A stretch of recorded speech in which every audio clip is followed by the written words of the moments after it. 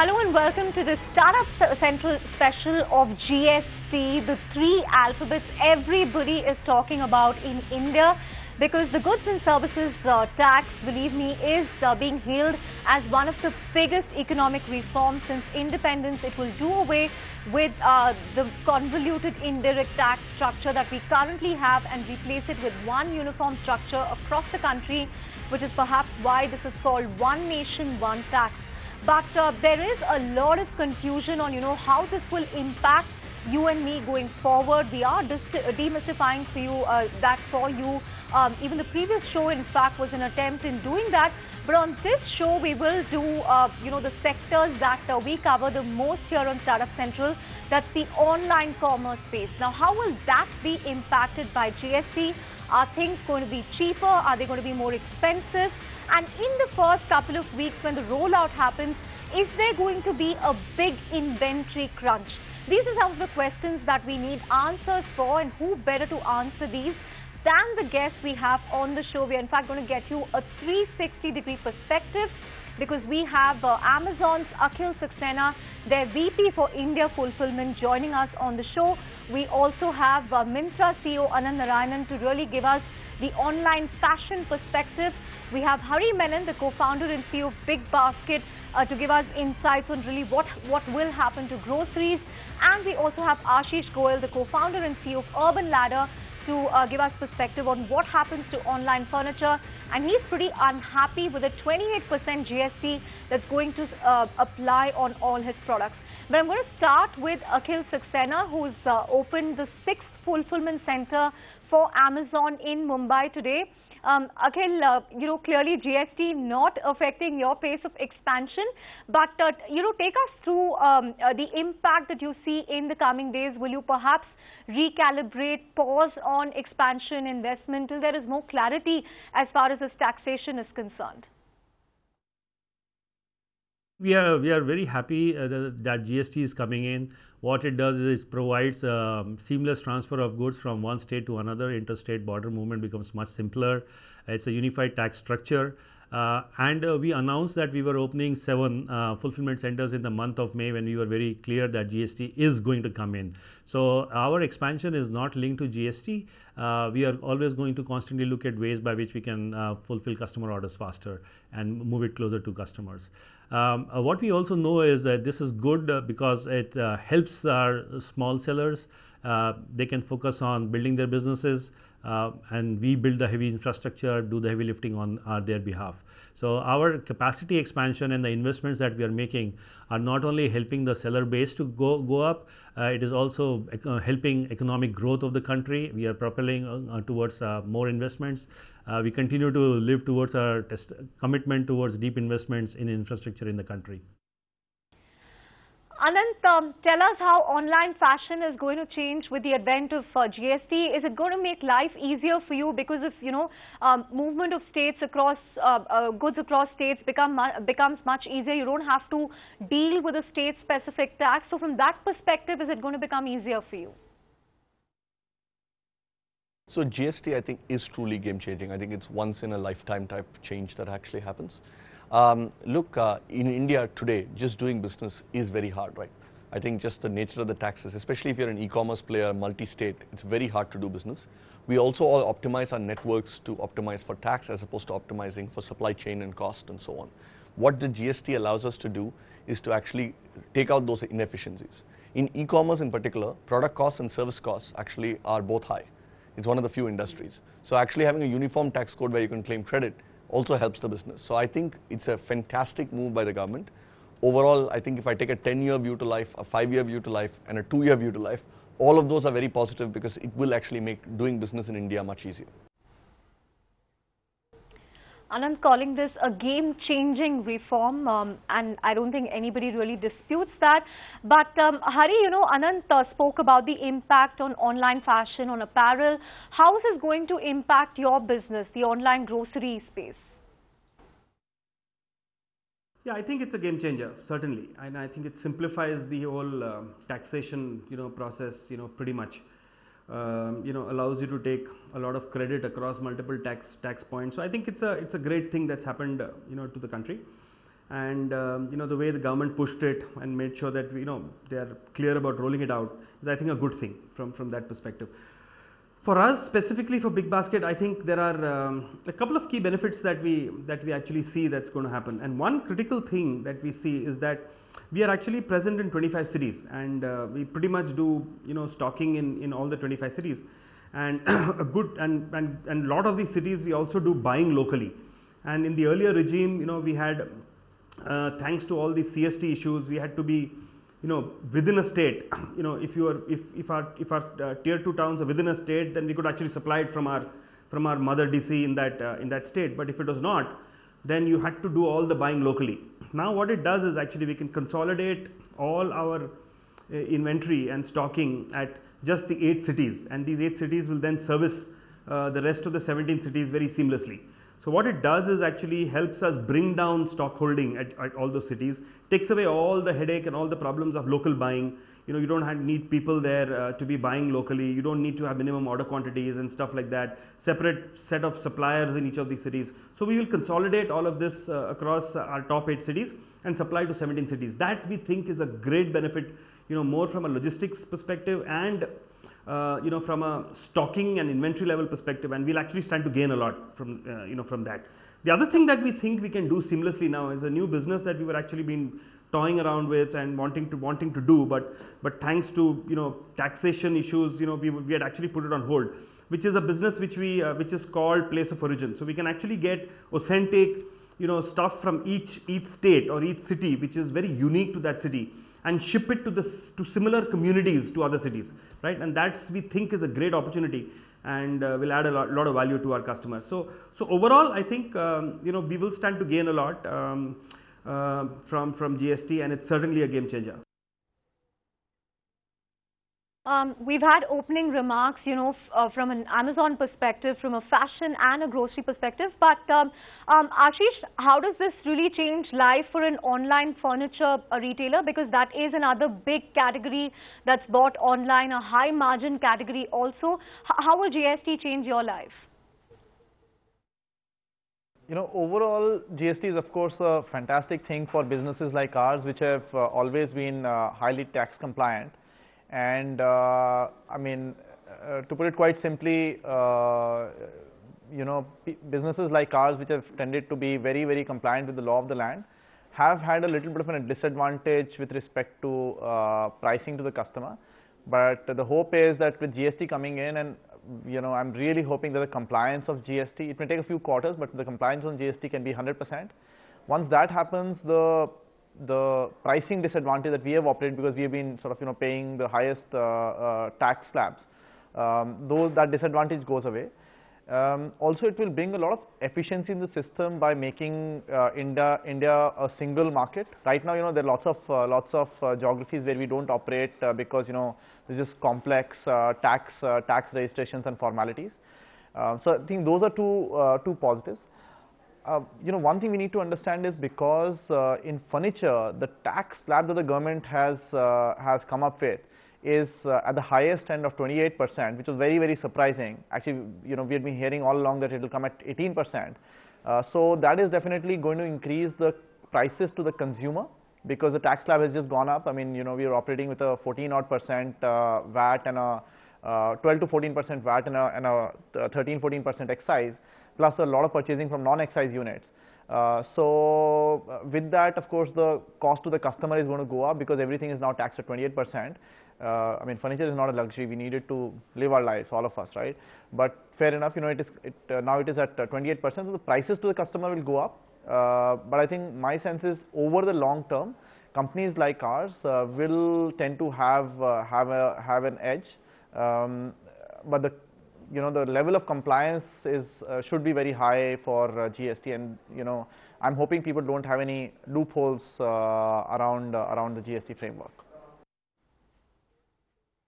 Okay, So Ashish basically saying 28% is a very high slab for online furniture, but the fact that they are in the organized space could work to their advantage. But again, this depends on the levels of compliance. Remember, sellers also have more time on their hands now. But Hari, comment on this. Lot of questions on, is there going to be a near-term hit on demand because there could be a choke on inventory. I know it's difficult to ask this question for you because, you operate on goods pretty much from everything, from the exempt category to 28%. But give us a sense of, demand in the first couple of weeks after GST. Do you see demand getting hit? Yeah, so it's complex for us because we carry close to about 20,000 SKUs across multiple categories, and each of them have different taxation structures. So we still haven't and we still have to wait for all the FMCG companies to come and tell us in terms of what they're going to do in terms of passing on benefits, if any, to the customer. So currently it's early, and I don't think I can actually get a feel on what the impact would be. But our first gut feeling is that I think we won't see too much of a change, from a pricing perspective. But that's just a first gut feel. We will get answers to this, closer to end of the month, where we will know exactly what's happening when everyone else in the ecosystem is clear on what's going to happen. Okay. Big basket in a wait and watch mode for now. But Anand, do you foresee any impact on demand? There was concern about the rates of GST applicable to the branded apparel category. The government has brought it down from the initial rates. But do you foresee demand getting hit in any way? So no. If you look at apparel, the tax rate came to what we actually wanted. I think there were some thoughts about 18%, then there would have been a demand shock, but at 12%, I don't think there will be a demand shock, and I think it's very good for the business. There are some small categories, accessories and so on, where the tax rates have gone up, where you might see a temporary demand shock, but that also will even out because it's for everybody, right? So overall, I don't see a big demand shock.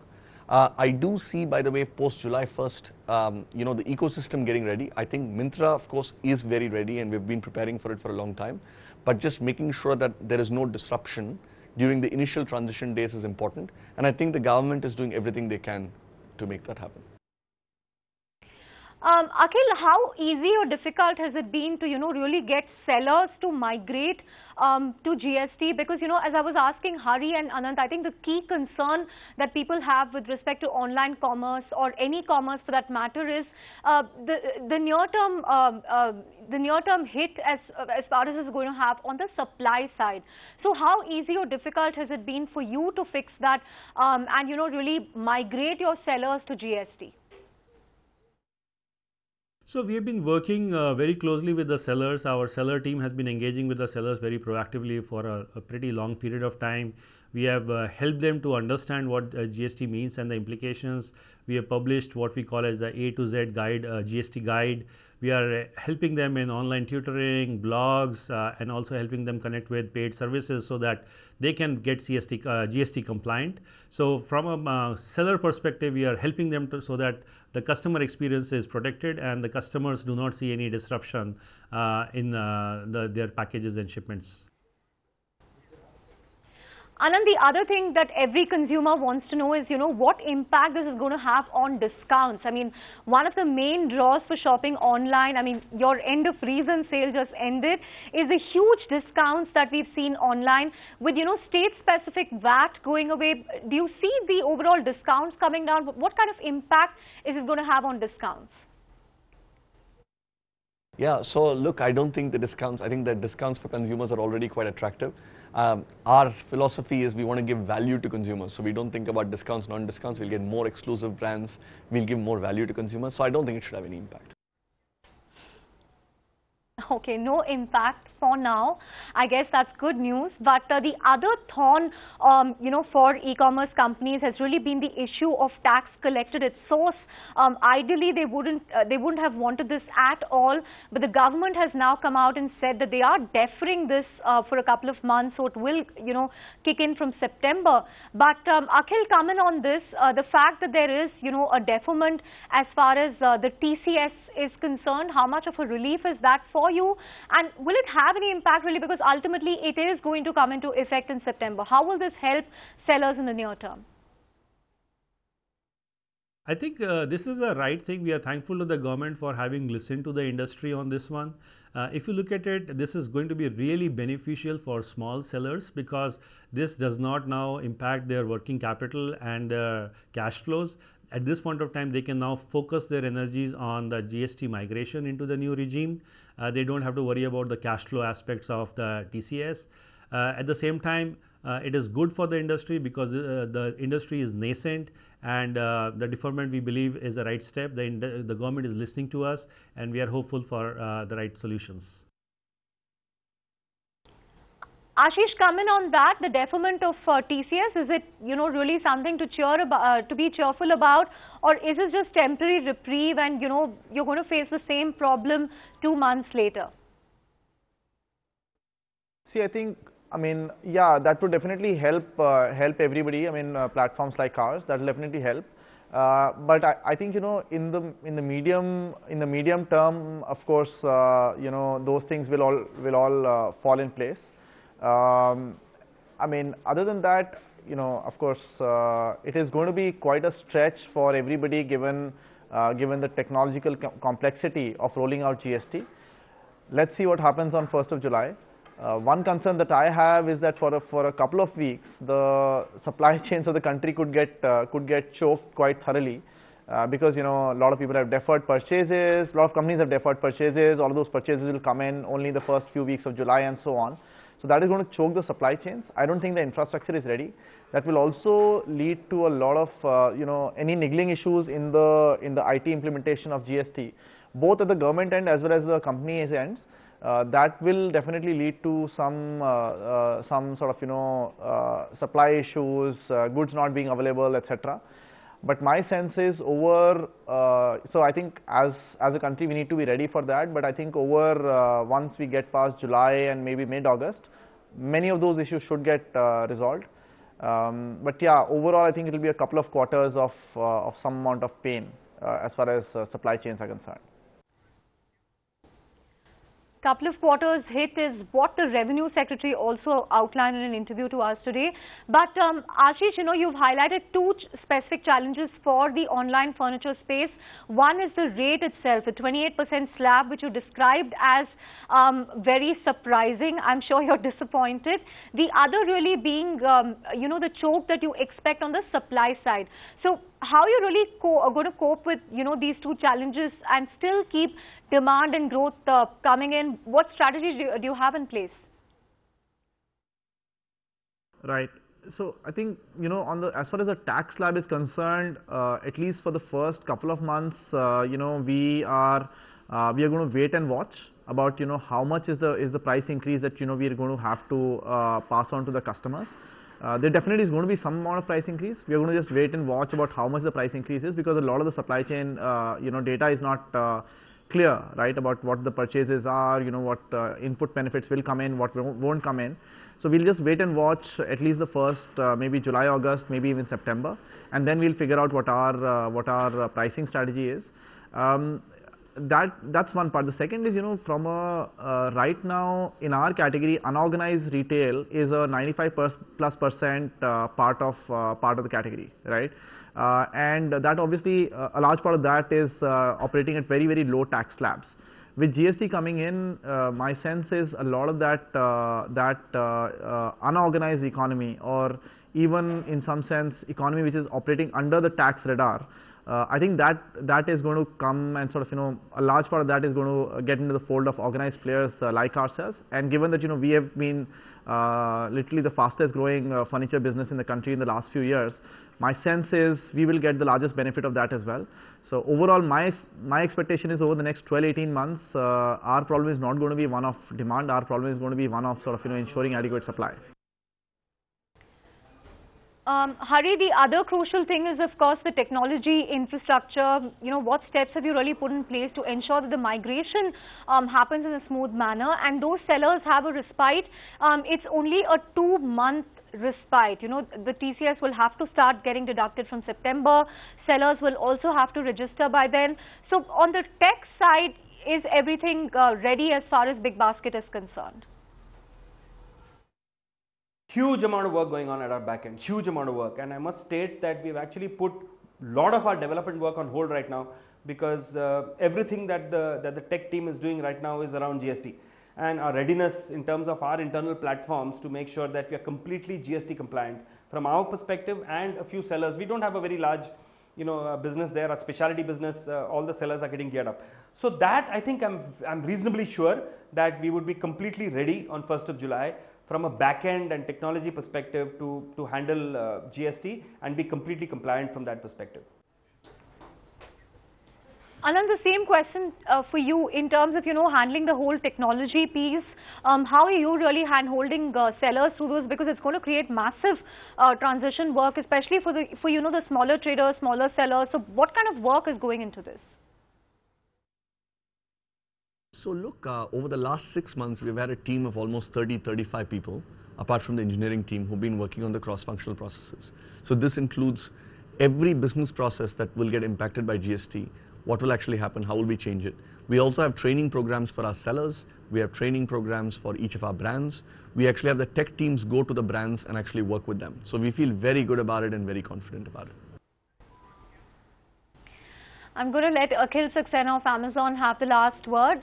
Akhil, one thing that people fear is, that because of GST, there could be a halt in investment, in growth. Is that something that you anticipate as well, because you have set out a target for 41 fulfillment centers in 2017. You opened one, the latest one in Maharashtra today. So do you see investment getting impacted as a result of GST, at least for the first few weeks, as companies make the transition, small businessmen, traders make the transition? We are going to continue to expand our footprint of our fulfillment centers and our middle mile and last mile transportation. All the investments that are important from a customer experience point of view will be done. We knew that GST is going to come in, and just last month we had announced that we are going to open 7 fulfillment centers. So the one that we are launching today in Bombay is the first one amongst those 7. The balance 6 will also be launched in this year, well before the festive season, so that our sellers can benefit from the additional capacity. They can grow along with us, and they can bring in unique selection for our customers. Akhil, Anand, Hari and Ashish, thank you all so much for joining us for this special GST coverage. We hope it gave our viewers insights on what happens to demand, most importantly, what happens to discounts, and also clarity for small businessmen in terms of updation, in terms of registering on that GST portal. But with that, we are out of time in this edition of Startup Central. Thanks so much for watching.